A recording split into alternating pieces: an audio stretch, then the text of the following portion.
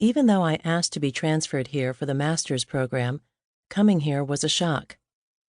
Michael Morton wrote on January 22, 2002, from his cell in the Ramsey 1 prison unit, south of Houston. He was replying to a letter he had recently received from Mario Garcia, a former co-worker at the Safeway in Austin, where he had worked before being sent to prison 15 years earlier. Besides his parents and his younger sister, who made the 500-mile round trip from East Texas to visit when they could, Garcia was the only person from Michael's previous life who had stayed in contact with him. Virtually everyone else believed that he was guilty.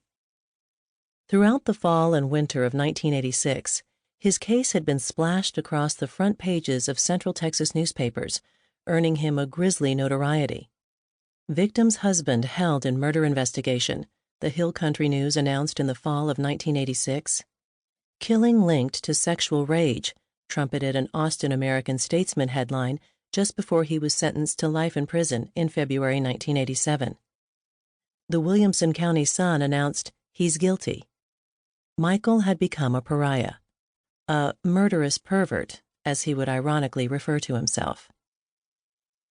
"When I got here, they used to put all new arrivals in the field force," Michael wrote, referring to inmates who were assigned to work on the prison farm. That had been 3 years earlier.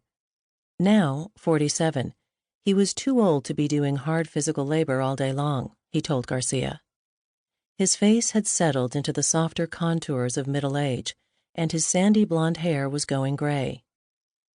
"Try to imagine 20 to 40 men," he continued, shoulder to shoulder, hip to hip, swinging their hoes in unison and chopping weeds that are, I swear to God, 6 to 10 feet high. Or, on the bad days, working in a huge irrigation ditch, skinning the banks down to bare earth, and then dragging the chopped-up vegetation back up the banks. It's long, hard, back-breaking work. Sometimes guys pass out and have to be carried to the hospital. Fakers are found out by being dragged onto a fire ant mound. Either way, the consequences suck. During all this, armed, hard-ass guards are riding around on horseback, shouting Christian-hearted encouragement. Added to the natural camaraderie and high spirits of working outdoors are more snakes, rats, poison ivy, and biting, stinging, and pinching insects than I like to remember. The first few weeks damn near killed me. During his 15 years in prison, Michael had already survived sweltering summers with no air conditioning, when temperatures inside the old red brick penitentiary reached into the triple digits for weeks on end.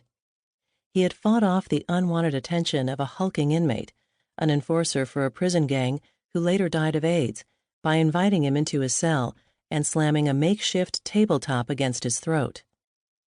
He had been kept awake by inmates who cried at night, and by his own longing for his son, Eric, and his wife, Christine, whose absences he felt only more acutely as the years wore on. But in his letters to Garcia, Michael tried to strike an upbeat note. "I have fallen in with a tolerable collection of half-witted misfits," he wrote in one letter. "Despite it all, I am okay," he assured Garcia in another. Honest. When he did allude to the indignities of his daily life, he added a heavy dose of gallows humor, as when he dubbed a stomach flu that swept through the prison population one winter the brown storm. "I live on a dorm with 56 guys and 4 toilets," he wrote. "Do the math. It wasn't pretty." He proudly described working toward his master's degree in literature. He had already earned his bachelor's degree in psychology during the early years of his incarceration, and he expressed how much he enjoyed reading Homer and Dante. He casually mentioned that he was at work on a novel. Eric was a recurrent subject in his letters to Garcia. The boy was being raised by Christine's sister, Mary Lee, who, along with the rest of her family, had come to believe he was guilty. "It seems hard to believe, but he's 18 years old," Michael wrote that January. "This spring, he'll graduate from a private Catholic high school in Houston. The Jesuits are supposed to be good at cramming info into the heads of teenagers, so I hope he's ready for college.